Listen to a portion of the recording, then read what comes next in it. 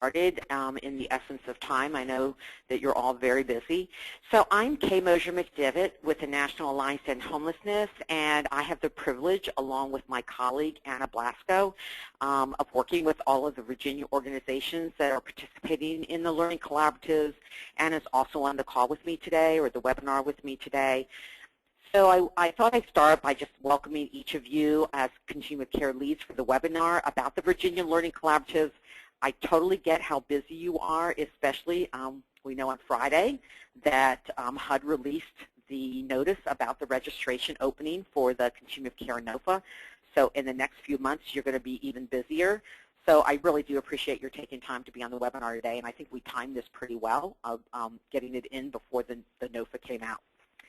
So as we go through the webinar, you're all on mute right now, but we are going to be later on unmuting. So I'm going to be going through some sections, and as you have questions and throughout that, then you can either raise your hand. So to raise your hand, you look at this little, just click on this little icon, and Anna will know that you have a question. And so when we get to the point where we're going to unmute and allow all of you to ask questions or give us feedback on anything. So this is not necessarily for questions, but if you just want to, either clarify something or even just give us some feedback on what you're hearing, please do either raise your hand or you can submit questions into the chat box. Here I am pointing to my screen knowing you can't see my finger. So there's the question box. So you can, and as we move on, again, there's going to be 3 opportunities that we're going to unmute you, but I also want to say that we're going to be recording the webinar as well, and so if you feel like you missed something or want to review it later, we'll get out that link for the recorded webinar to all of you later on. So for today's agenda, we're going to do a little welcome, and then we're going to, Kathy Robertson from DHCD is on the call today as well, and she's going to share a little bit with you about this initiative in Virginia on reducing family homelessness. Then I'm going to go through in sections 3 to 5. Section 3 is going to be on an overview of the collaboratives. We're going to talk a little bit about what's happened since the collaboratives and what's coming on next. And after I go over each of those things, we'll give you the opportunity to give us some feedback, clarify, ask any questions about that. So the call is scheduled for an hour. I hope to move through the slides pretty quickly so we have plenty of time for dialogue, that you can ask questions or clarify anything. For those of you who don't know me, you may have figured out already, I do tend to talk pretty quickly. So if I'm talking too fast, you can even just let Anna know that, and by sending something in, and she'll let me know that. So I also know that we have limited time. We're hoping to keep this to an hour, so we're going to be sort of trying to time it and have a sense of what time we'll be finished so that we can get on to our regular business. And you heard me pause there. I'm actually setting my timer so that I know I'm staying within the hour framework. So the reason for the webinar is that through the Learning Collaboratives, organizations in Virginia have really begun to hone in on the rapid rehousing model. And we just wanted to make sure that you, as their continuum of care leadership, have the information they've gotten to be able to use the rapid rehousing model to reduce family homelessness in your community. And I think it's really important, and we've certainly heard this from the participants in the Learning Collaboratives, that it's really important that we're talking the same language when we talk about rapid rehousing. So we just wanted to make sure that there's a strong connection between the organizations in the Learning Collaboratives and the organizations from your continuums, and you as a continuum, that we really make that connection. I do know that a number of you did participate probably in some of the early information sessions that we had. We had a couple of conference calls on the Learning Collaborative Initiative, but we also wanted now for you to have an opportunity to sort of know what's happened since we've implemented the collaboratives. And ultimately, we really believe the participation of the organizations in the collaborative is really going to help them be able to meet the standards for the rapid rehousing certification. As you know, and Kathy's going to talk a little bit more about this, that by having certified organizations that are rapid rehousing certified in your communities, you actually can get some additional points on your submissions to DHCD. So what I'm going to do is introduce Kathy Robertson with DHCD, and she's now going to give us an overview of the Partnership for the Rapid Rehousing Initiative. I just heard a little feedback. I hope that that is okay. So let me know, also let us know if you're hearing that feedback from my phone. All right, so Kathy? Thanks, Kay, and thanks to everyone for joining in this afternoon. As Kay said, we really appreciate your time. We understand how busy you are and that you're being asked to participate in this or that or attend this or that, and we truly appreciate your time. And but I guess the most important thing is that, you know, these are really exciting times in the world of homeless services in Virginia. Homelessness has reduced by 16% since 2010, and family homelessness by 17%. Just to give you a little bit of history, and I know a lot of you may know this, but just to put it all in perspective, back in May of 2010, Governor McDonnell issued Executive Order Number 10 calling for a housing policy framework, and there was a special focus as a part of that on homelessness. And so an advisory committee was established, and essentially five goals and strategies were set forth to address the issue of homelessness and to reduce homelessness. And one of those had to do with moving to best practice models like rapid rehousing. And we are absolutely thrilled that we were able to enter into a partnership with the National Alliance and the Virginia Coalition to End Homelessness, the Commonwealth, and it's all funded through the Freddie Mac Foundation. Really have an initiative about reducing family homelessness. And so if we're in the second year of that grant, in the first year the National Alliance provided workshops around just what is rapid housing and that sort of thing. And this year the training focus has been on the learning collaboratives. But all of these things that we're doing, the learning collaboratives, everything that DHCD has been asking you to do, everything that the coalition is doing out there, it's all connected. And it's all in an effort to, of course, reduce homelessness, but move to best practice models and address everything in that manner. As Kay mentioned, the rapid rehousing certification in this upcoming spring, the application for DHCD funding, for all of DHCD homeless services funding, will be a community-based application, just as the funding for the Emergency Solutions Grant was this year. And, you know, we'll be sending out more information about that, but there will be extra points for those communities that have organizations who have been certified by the Alliance in rapid rehousing. So I don't want to take up a lot of time, but what I just wanted to emphasize is that we're all working together, and it's through all of this work together that we've been able to accomplish those goals of reducing homelessness, and we'll be able to move that needle even further. So again, thank you so much for your time, and we look forward to working with you more. Thanks, Kay.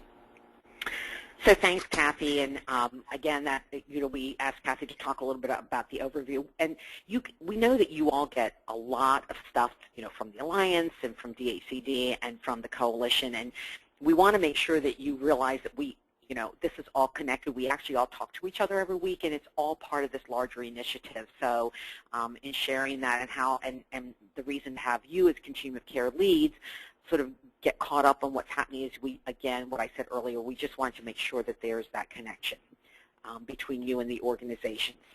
So what we want to do next is, Okay, is give you an overview of the purpose of learning collaboratives and then review some of the content shared with the participating organizations during the learning collaboratives.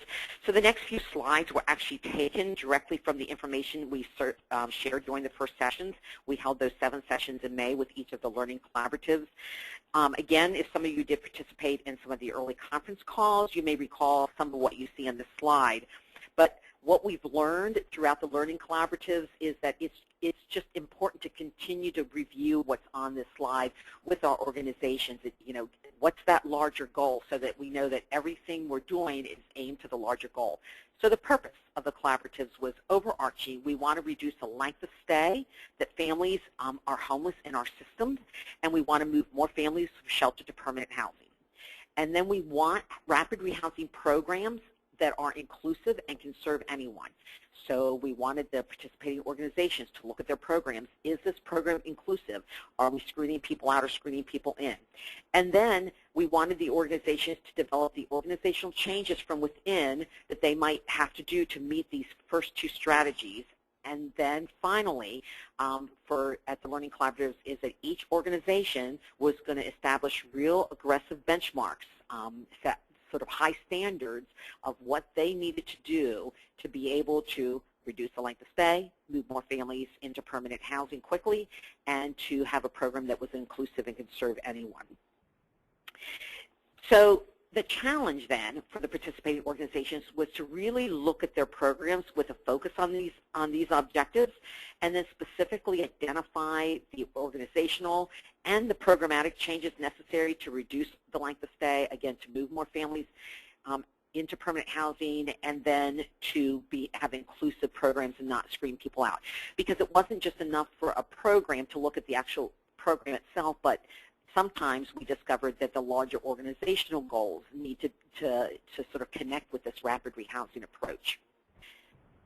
So who is participating? So here's a list. We have 32 organizations that are participating.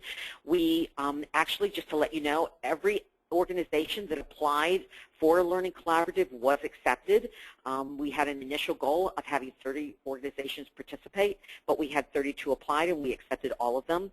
Each organization put together a team made up of 3 to 4 persons, and it was and each team has a team leader, and it was critical that that team leader either was in a position of authority within the organization or was given the authority by the executive director, president of an organization to make the changes necessary, because these were working collaboratives, and we needed to have folks that could look at something and say, oh, we need to change that, and be able to do it.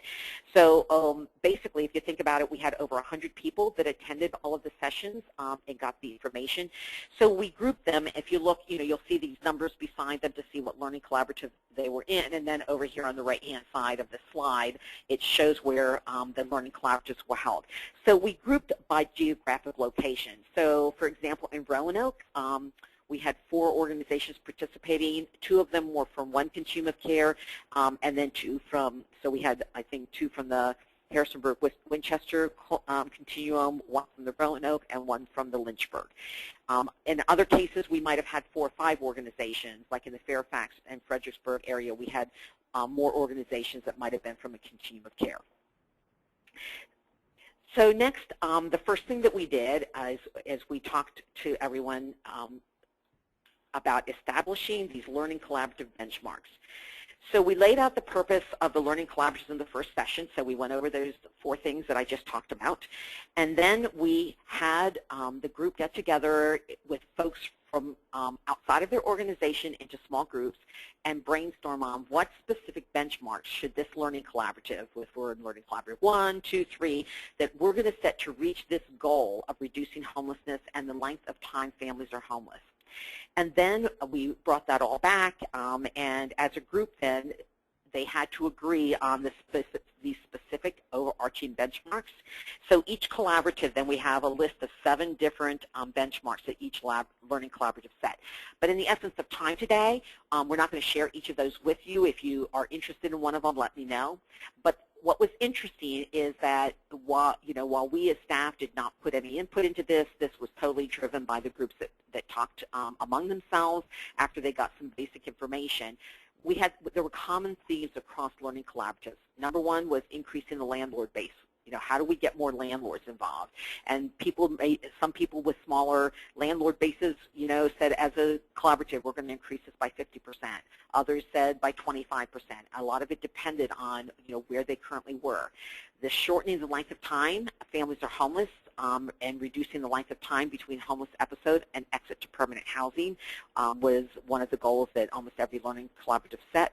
A big one was educating staff and board on rapid rehousing principles. What we heard from a lot of organizations is while the actual staff in the program understood rapid rehousing, as an organization, a lot of times this did not cross into other program areas, and they saw it was important, again, to get that message out across the organization and also to bring the board up to speed. And so we've heard from organizations that they're holding regular staff trainings on rapid rehousing for all staff to be involved, and they're training their boards on the principles.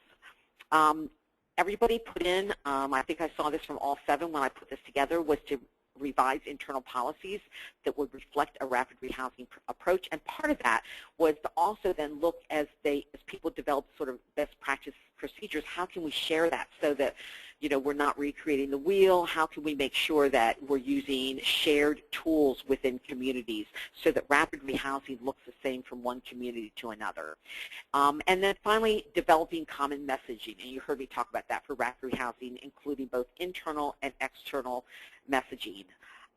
So then towards the end of each day, then each organization looked at, based on the information presented, they went back to these learning collaborative goals and they set individual organizational goals about what they as an organization needed to do in the next 30 days, the next 60 days, and the next 90 days to meet these goals and these benchmarks. And then we've been conducting monthly conference calls with the team leaders where they report on the work they've been doing to meet these benchmarks. And share with each other sort of things they've learned and what they need help on. So one of the ways, once we establish those benchmarks, then we spend some time to review best practice rapid rehousing program elements, and we use the rapid rehousing certification standards, and I think, Kathy talks a little bit about that, and ultimately we wanted the participants to look closely at their programs, and we wanted them to identify how they could change and improve practice that would not only meet the goals of the collaborative, but also look at how they could be best practice rapid rehousing programs and meet the certification standards. And we really do anticipate by the end of the learning collaborative that most of the participating organizations should be able to meet the benchmarks to receive certification. So we're really looking forward to that. We would like to certify more organizations. So the certification standards have 4 separate areas that we look at, and again, when we hear about this common messaging, one of the things that we thought is that by engaging, again, you as continuum of care leadership and sort of understanding these, and then we communicate these, then we're using some of the same tools to message what rapid rehousing is across communities and across our continuums. So first of all, the first standard is that every rapid rehousing program has to have these 4 necessary activities. There needs to be a housing barrier assessment tool. There needs to be a component for landlord recruitment and housing search. There needs to be short-term financial assistance, and there needs to be home-based follow-up supported services, case management with a voluntary approach, which means that clients decide what they participate in those follow-up services. And what we're saying is that every rapid rehousing program needs to have these components, and whether they're provided by the organization itself or there's a signed memorandum of understanding with another organization. We know that some programs, have another organization that does the landlord recruitment and housing search, but there's a collaborative that's doing it, and there's a memorandums of understanding so that each of these elements is being met. Then the second standard is the program outcomes and data, and it's a requirement also that programs participate in HMIS unless they're a DV program, and then they have to confirm that they are still gathering the same elements so that they can, their success is measured. So here's the 4 areas. There's a lot more information on this in the actual application packet. So that have specific standards associated with these that we evaluate programs against. So if you want those, let us know. We'll get that out to you. But basically, it's that length of time to rehouse participants. And the concept of this is rapid. And this was one of the things we talked a lot about at the collaboratives, is that we found that there were a lot of programs that once people were referred to the rapid rehousing program, they were quickly housing people. But in fact, people had been in the system for a long time, and a lot of times they were being referred maybe when they were timing out of a program where they had been for like 12 months, 18 months. And the key to rapid rehousing is the word rapid. The idea is to rapidly rehouse people from the moment they become homeless. And so it's really looking at from the time somebody comes in to the shelter system, wherever that point of entry is, to the point they exit the system to permanent housing. Not even in specific programs. So that was a lot of dialogue and talk about that standard, and that was one of the things we wanted to make sure that we talked about today. And then the permanent housing exits, which is at the point where people are exiting their rapid rehousing program, not when they're moving to permanent housing, but at the point where people are no longer getting financial assistance and case management services, what percent of households are still in permanent housing at the time they leave the rapid rehousing program. And then the next one is what percent return to homelessness within 12 months after they exit the program. And the last one is the cost efficiency and looking at the whole program cost and the cost per client. So again, then there, these standards, there's different numbers associated with these depending on, what your fair market rent is for your community and the housing barriers that folks have that you're serving in a program. And then the third area is the program orientation. So is a program focused on quickly rehousing homeless households? Is it a strengths-based approach focusing on client-driven needs, on our service needs addressed based on the client saying, this is what I want, and I want to address these needs, rather than the program saying, this is what we need you to do? It becomes a client-driven approach rather than a program-driven approach. And again, what we do in this is that everybody in the program, whether, all administration and direct service staff, submit a questionnaire where they answer certain questions that lead to us determining what the program orientation is. And then the last thing is program policies. So again, what do the policies reflect? Our service is voluntary, that providers don't require participation in specific services unless required to by funding, although we find most funding sources have pretty slim requirements on this, but again, keeping it as voluntary as possible. And then the last one are a lease that is signed to rapid rehousing should just be like any other lease. There should not be any additional caveats that somebody has to sign in order to keep their housing. But as long as they abide by the terms of the standard lease, pay their rent on time, they're a good neighbor, there's, they don't have property damage, no illegal behavior, activities within the property, they, are in the program and can maintain their lease.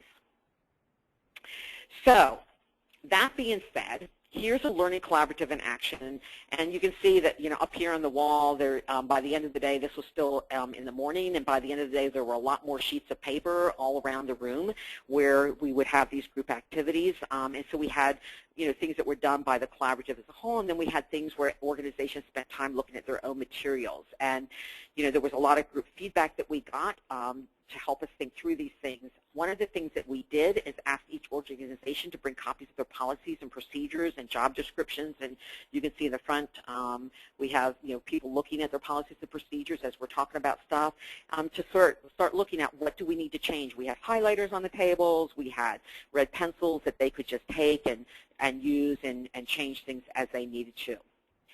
So the first thing we did is we looked at policies and procedures. So, for example, we asked them to look at their policies and procedures and say, do they reflect the Housing First Rapid Rehousing approach? Are they clear? Are they objective? Are they developed to be inclusive to help all families be rapidly rehoused? And then, what do we need to change, add, clarify, or delete to meet the goals? And so I will say that, again, one of the outcomes of the collaboratives is that as organizations reviewed their policies and procedures, many shared they realized that what they had were not written from a rapid rehousing philosophy, or they in fact didn't really even have specific policies and procedures around their rapid rehousing.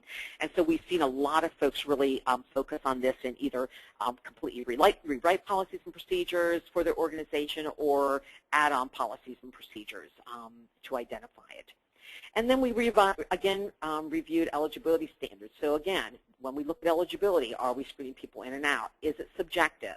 You know, who's making the decision so that is everybody being treated the same? And then finally, what should be the eligibility requirements? And ultimately, it's very simple. First of all, does a household meet the HUD definition of homelessness? And so that's categories 1 and 4. And secondly, do they need assistance locating and accessing housing? You know, what we find a lot of times in working with rapid rehousing programs is that they work with people that probably would find housing on their own that don't have many housing barriers.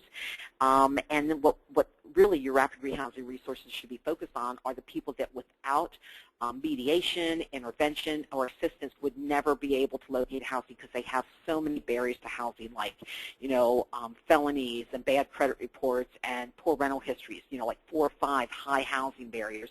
Those are the people that need the most assistance in rapid rehousing. So how did their standards look at that?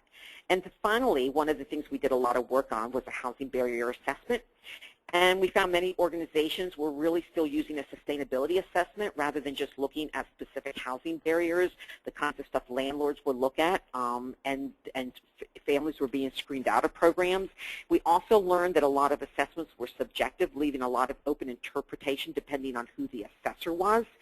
So again, one of the things is that we've seen a lot of organizations really revise their housing barrier assessments and focusing on the housing barriers, and they're still looking at sustainability, but they're looking at, you know, what are the sustainability resources we're going to have to connect these people with, our families with, once they're already housed, rather than a precursor to rapid rehousing. And we've also seen a lot of better definitions for responses and categories that avoid subjectivity. We saw a lot that would say, you know, does this family have significant barriers to their housing? And then there was a yes or no. Well, you know, exactly how was that determined? Is it just somebody's assessment of a family, or were there specific definitions of, you know, they have to have this and this and this and this, and then you answer this? So this is a huge reminder that the housing barrier assessment is not about screening people out or families out of rapid rehousing. It's really to help a provider know what additional tools and resources they're going to need to house a particular family that has high barriers. And so we found that this was a pretty big paradigm shift for a lot of organizations. And this was also something that the organizations really wanted to make sure that was shared with the continuum of care leadership. So we wanted to talk about that today. So that's the overview about some of the things we learned and the rapid rehousing standards. So this is a time that if you have any questions, you can raise your hand or ask those questions and we'll unmute you.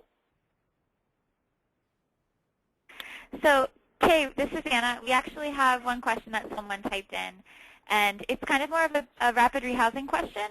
Okay. This person would like to know about what's the right balance when you have when you serve high barrier people.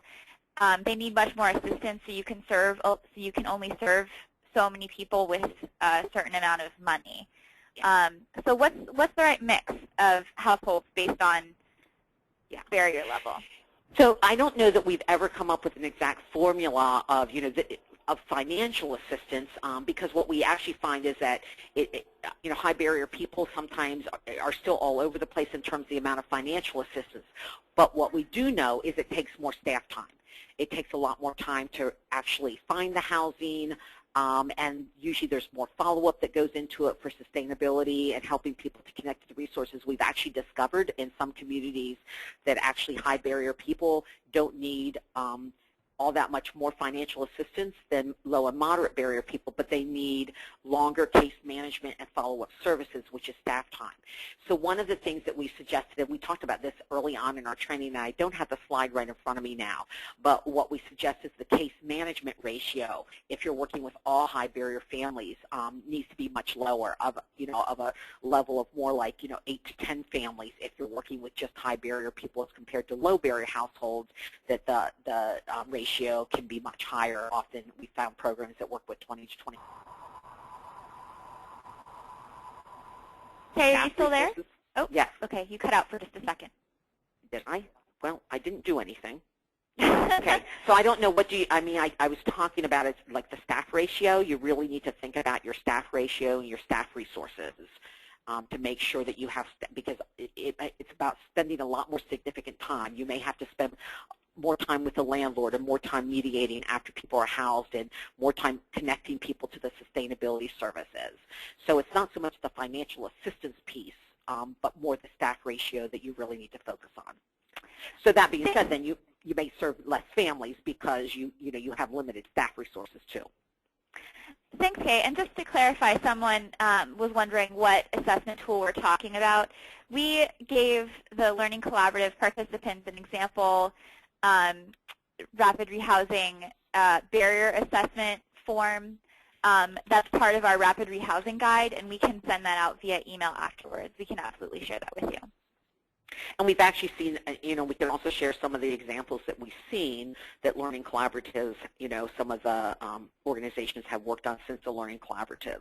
But it's that tool that is often used at the beginning when somebody, comes into a program of what are their barriers to housing. So we have a general question, and just as a reminder, if you'd like to ask a verbal question, you can hit the little button that looks like a hand and raise your hand, and I'll unmute you. If you'd rather type your questions into the chat box, as a few people have been doing, that's just fine. So if you do raise your hand, and when we ask you a question, just say who you are so we know who we're talking to.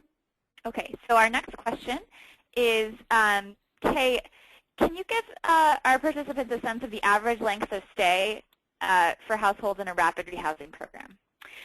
So we're actually coming up on that, the data, so if we can hold that, I actually have a slide that shows where the Virginia folks are, because that's one of the things that folks are reporting to us. But in general, what I can say is that we find as we've done this, and again, this is from data that we've gotten when we do our performance improvement clinics on rapid rehousing programs, is that we find that as much as 70% of households stay are in the programs for 3 months. And then, then the next big group is 6 months, and then, usually it's less than 10% of households are in rapid rehousing and get financial assistance and services more than 9 months. So it's a pretty small group that we've learned from programs that have been doing this for quite a period of time. And then we actually will show you a slide on what's actually happening across the board, the averages for programs that are participating. We have some data on that.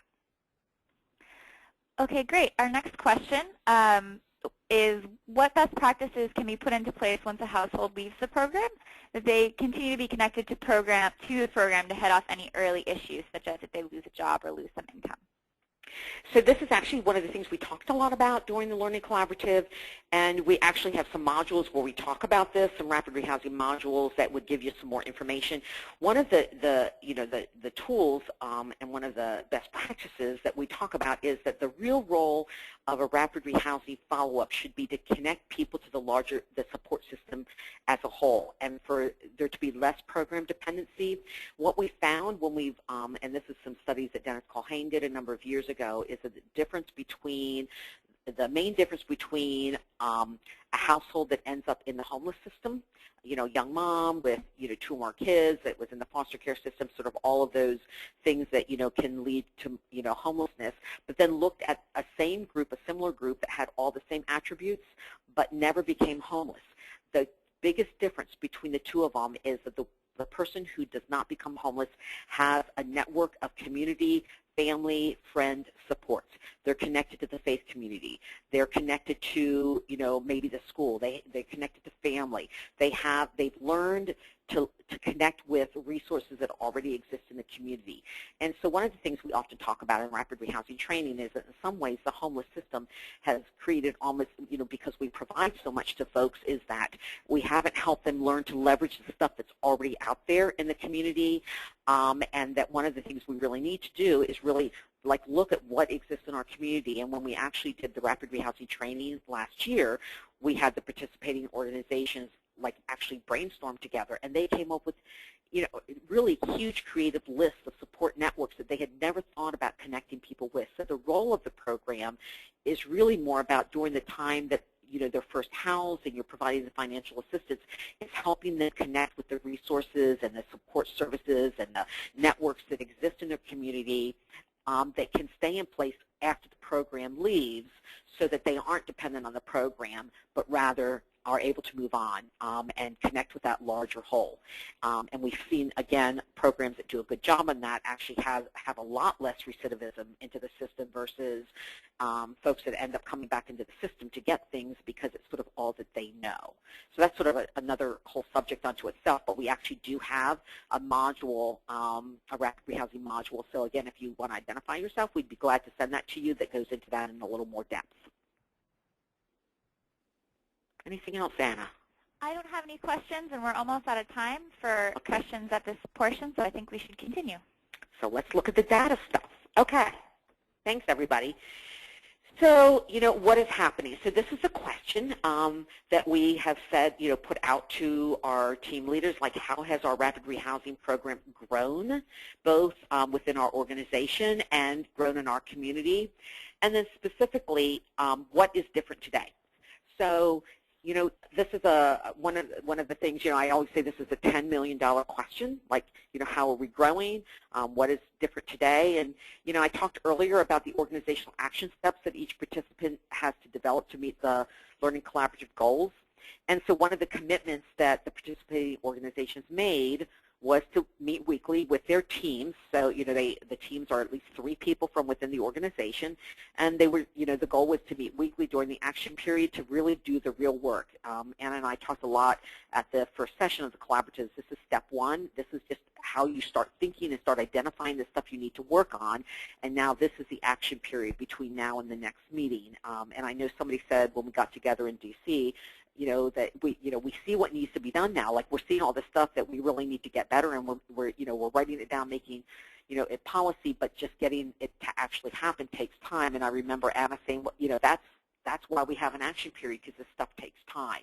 And so, you can change a policy, internally, but then to get the culture to change, it does take time. And so that's one of the things that we get folks to really talk about. So we then have these calls. We host these calls with each Learning Collaborative, where the team leaders from Learning Collaborative get in the call, and they report back on what's happening, what they've done, and how they're meeting the benchmarks. And so these are some of the questions about what is different, what is different about our policies and procedures, and, do they reflect this rapid exit approach? And we keep putting these 4 questions out there, and I'm not going to read each of them because you can read them for yourselves, but, this is the, when you're meeting, take these questions and continue to look at it, because I always say just when you think you got it, you don't, and you got to go back and and change something else, because once you change something one place, you might have to tweak something someplace else. So it's an ongoing, it's ongoing work, and I think programs that have been doing rapid rehousing for years, what they did, I worked, in an organization that started,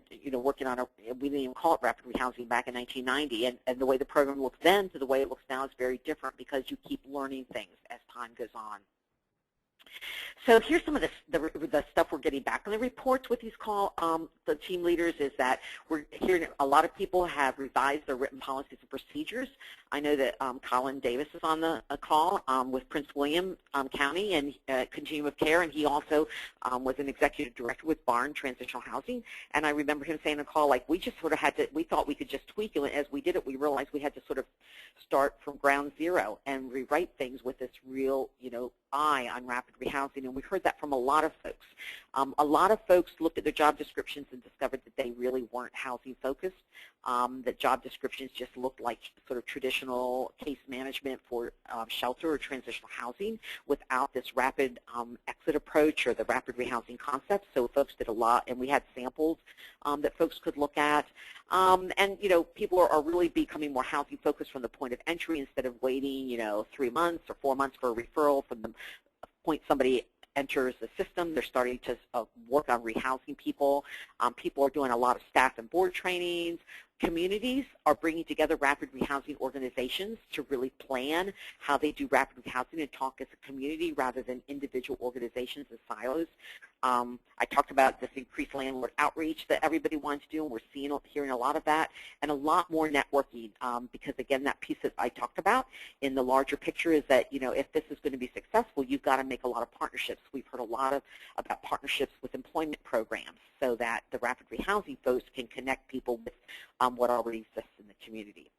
So here's some of the data. We have these metrics that are, and I made notes to myself to talk, and I'm behind on the, here we are. So, we have these monthly reports that come in metrics where each learning collaborative reports on these specific things. And so on this slide is the average number of families per organization that are placed per month in unsubsidized housing. What I'm going to say is from the baseline, we heard a lot of organizations tell us after the Learning Collaborative they weren't sure that they reported the baseline correctly. So what we really want to do, rather than have to go back and figure that out, is we just said, let's really get your main numbers now that you know what we're asking. So that unsubsidized permanent housing means market rate housing. That's when folks are being placed in housing that's not going to have a long-term subsidy.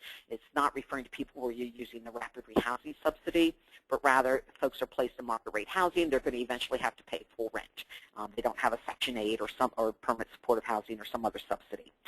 So you can see, we looked at these in June and we're going, wow, this is really good. We're seeing, that instead of an average of 2.5 families per organization, we're up to 3, and 32 organizations. That means we have about, divided by half, that means we have about 16 more families placed in a month. And we thought that was really good. Like, we see an increase. But then you can see in July it dropped a little. And we did hear some feedback from folks on calls that, our funding's not going to come in. We don't have the money for July 1st. And so, we're not going to be able to house as many families. So it did drop, and we want to really talk about that because we've got to be able to sustain this and think about how do we keep programs moving even during times, when we're waiting for a contract to be signed. Is there a way that we can continue to move when we know the money's going to be coming? But it's still a little higher than it was in.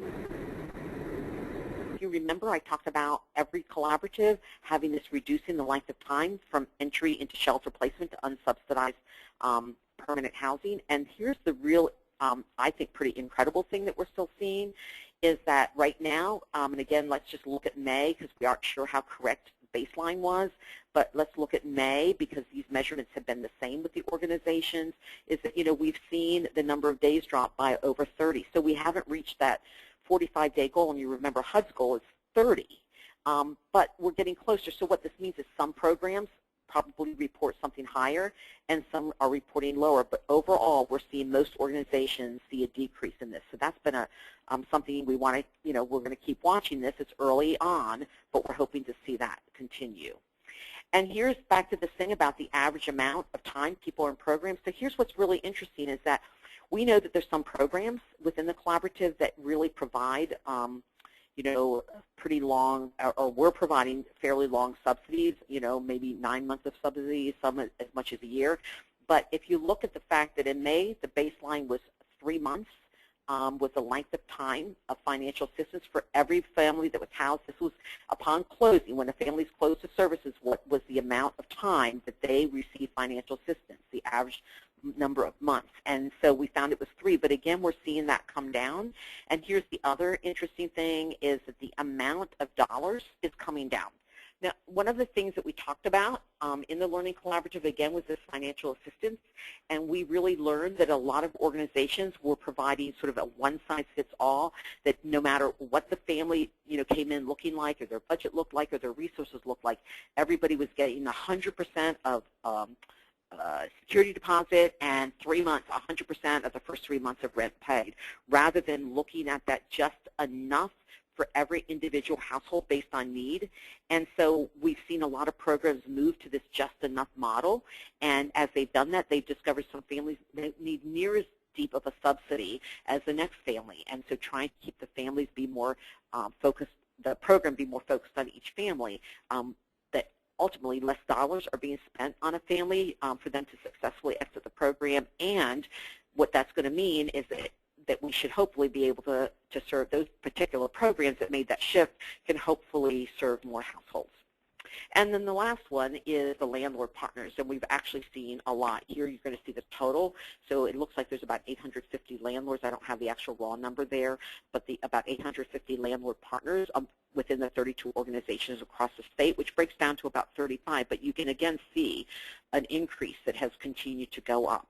But I'm going to say the one thing we emphasize is that recruitment of landlords is really important. You can't do rapid rehousing without landlords. However, ultimately, we're going to know if the work that's being done with the landlord partners and finding more landlords that come in and are willing to work with our programs should result in, again, being able to rehouse people more quickly, helping people with different barriers, and increasing the number of households served.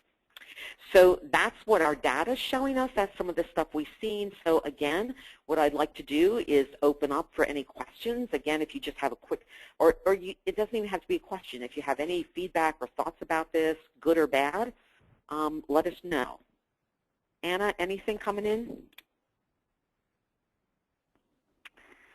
Yep. One second. So we have some feedback. This is an amazing amount of work for these learning collaboratives, and this will greatly enhance the work of our CoC application. Thanks for the guidance. Well, thank you. I don't know who said that, but thank you very much. And we want, and again, you know, we want to be here for you. We're going to talk a little bit about that in this little next section, and that we're going into. But we wanted to make sure that you as CFC leads also feel connected to this effort, and if there's anything we can do, you know, to help you as a whole with, you know, some technical assistance around rapid rehousing, you know, initiatives in your community, you know, please let us know. Anything else on the data or any questions for clarification? Oh, it looks like we have, Julie has raised her hand, so I'm going to unmute you, Julie, so you can ask your question. And then Julie, just say which continuum you're with. Hi, Julie. Sure. Hi, Julie Mossman with Fairfax County, Fairfax Falls Church, CoC. Thank you so much, and I'm, you know, relatively new to my position, so I wasn't involved from the beginning in the collaborative, so I really do, again, want to ditto what the person before me just wrote, that this is very helpful and really appreciate all the efforts in our community, and I know that our nonprofits who participated were very appreciative of all the assistance. Mm-hmm. Is there some way that there could just be a brief summary of this? Maybe there is and I just haven't seen it, of what the purpose of this collaborative were and what was accomplished, so that we can include that in our CoC application without all redoing the work? You know, so that's a, yeah. Community has you know, what each community has accomplished, what the whole general program was, but then which each CoC has accomplished through it, which I know, you know, is significant. Yeah. So I mean, we can certainly talk about the purpose of the Learning Collaborative. We could pull something together and get that, you know, to you with your applications. I think the hard part is that we're doing it sort of as an overarching learning collaborative, or we're pulling data by learning collaborative. But for example, you know, you're from Fairfax, but we also have the Alexandra and the Arlington continuums of care in that. So the data is from all of, you know, from all of those organizations.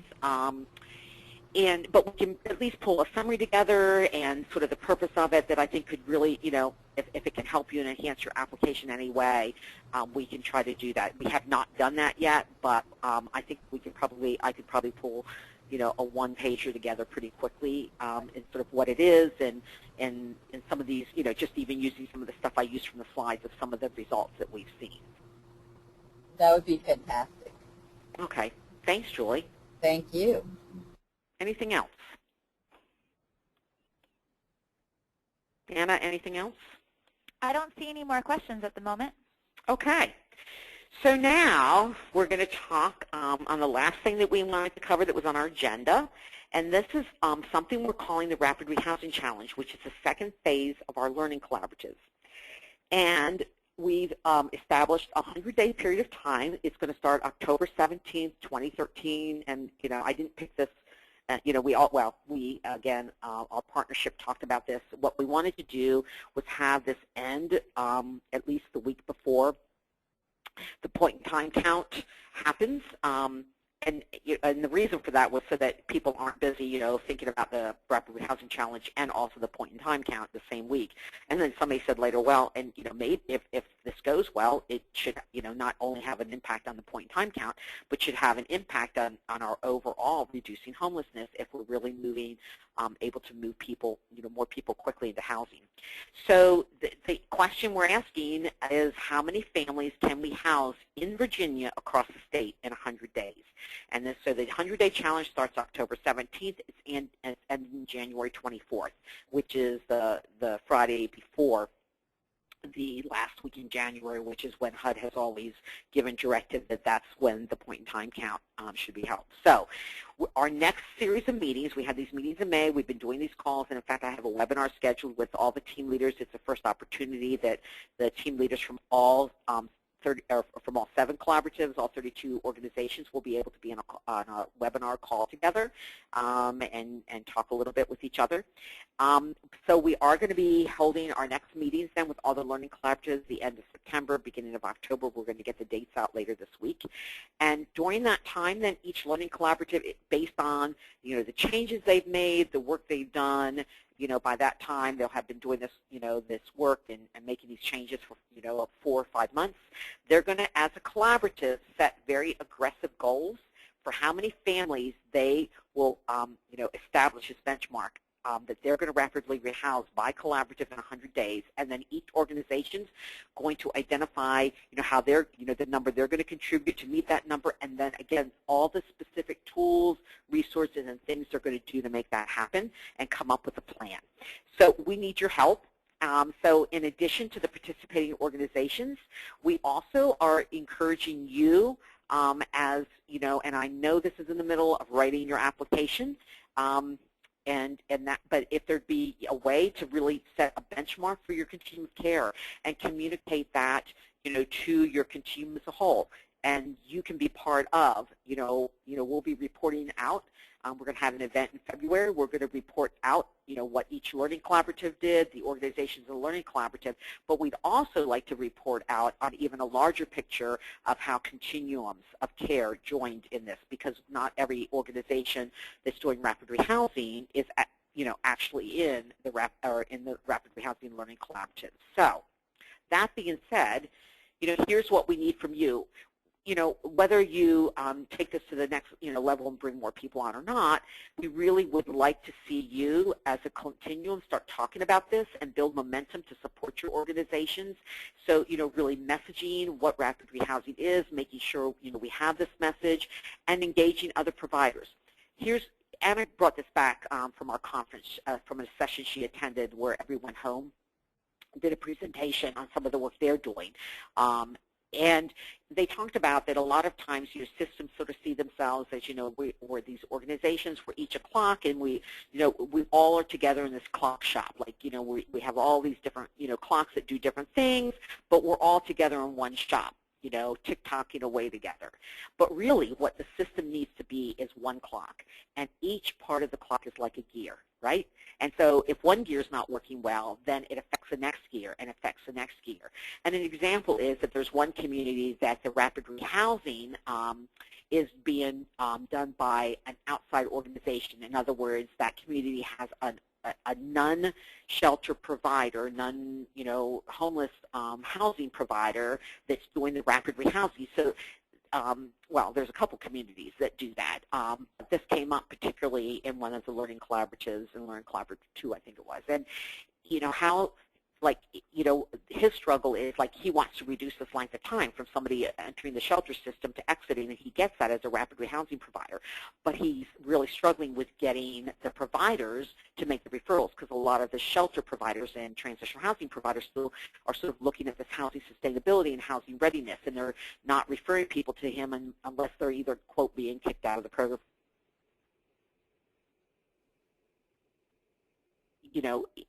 So in essence, that another gear in the system that's not working well is affecting his ability as part of the CoC to work well. So, you know, that's sort of how you engage everyone in building the momentum, even if you don't have other providers that enter in. How do you message this about how important it is that from the point a family enters the homeless system, we need to engage them in rapid rehousing and think about how they're going to exit the system. So the second thing then is publicizing, looking at, you know, we need landlords. How do we get landlords to really be part of this? Are there some funding opportunities that you as continuum of care leads could identify that could actually increase some resources? How do we build local support from within the provider system, but the external system?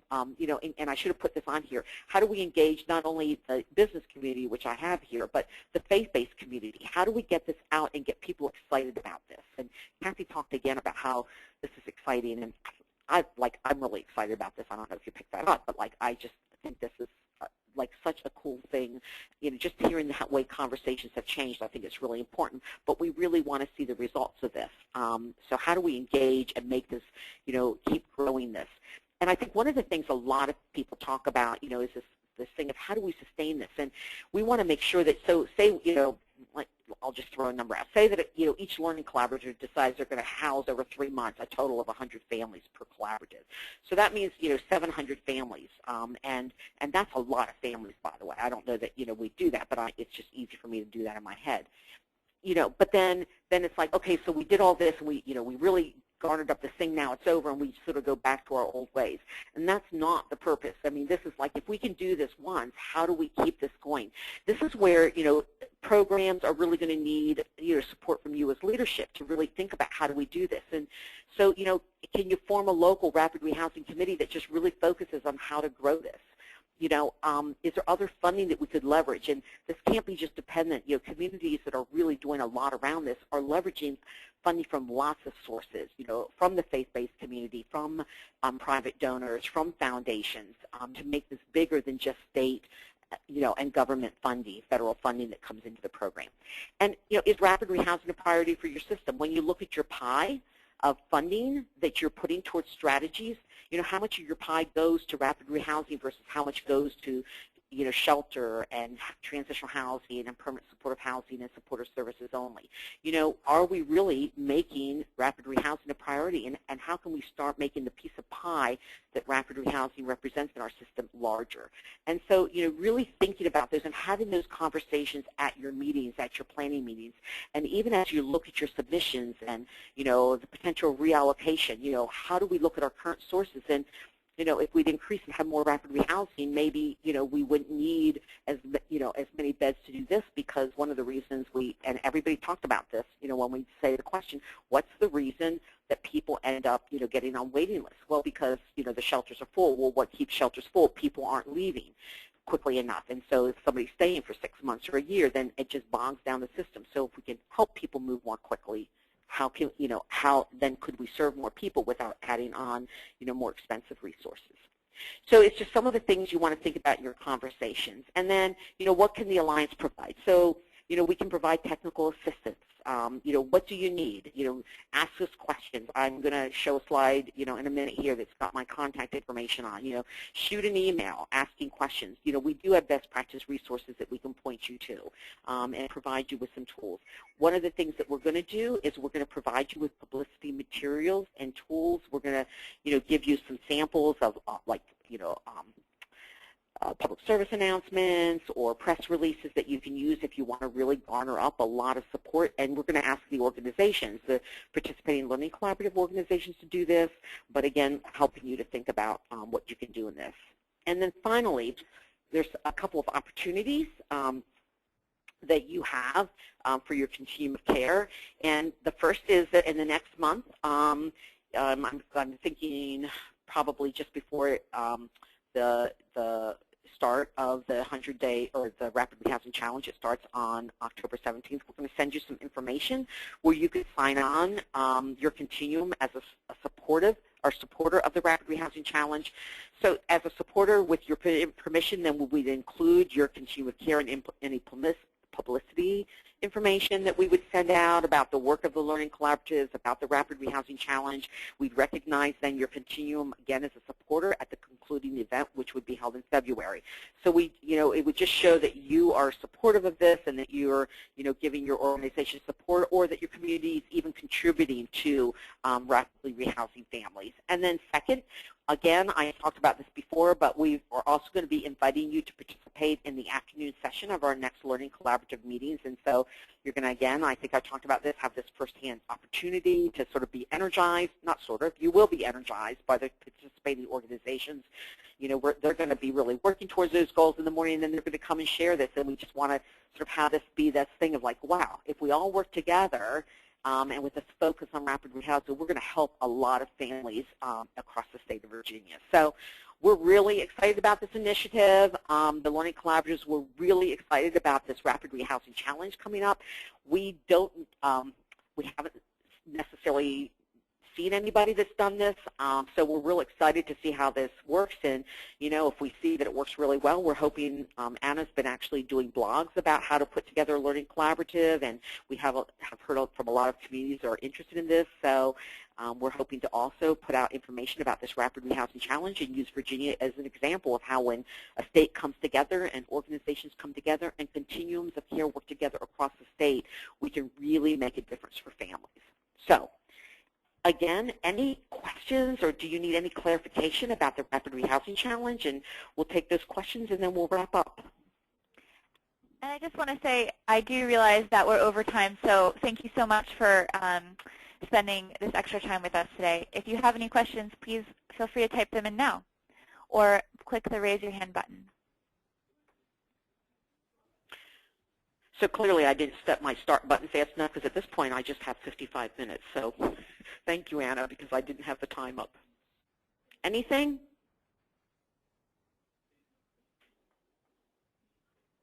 Do you have anything, Anna? Not yet. Okay. So, I think what we're going to do, let me just go to this as a reminder. Here's my contact information. Here's my phone number. This is my office phone number. If I'm not in my office, you will get a recording that gives you my cell phone number, so you can call that number. And then also there's my email address. I will say that my email is probably the best way to reach me. And, I'll get an email, and then if we still need to follow up with a call, we can schedule that at some point. But please, any questions, I know if you're like me, after you get off the call, you'll think of things you wish you would have asked. So please send those in, or, get in touch with us. And again, we're going to send this out. We're recording this. We'll send it out, and then you can slow it down so that, I'm not talking so fast. And you can also see the slides, and we'll also send you the PowerPoint itself. So, if you want to use the information within your continuum, you'll have that information. So again, thank you very much, and that concludes this webinar.